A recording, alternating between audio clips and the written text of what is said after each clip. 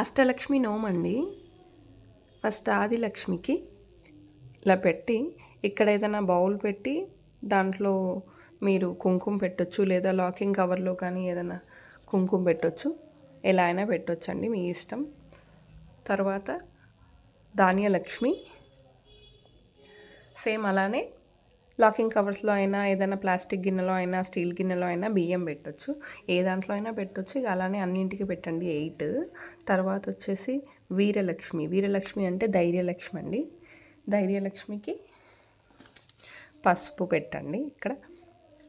తర్వాత గజలక్ష్మి.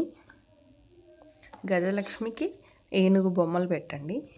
తర్వాత వచ్చేసి సంతానలక్ష్మి.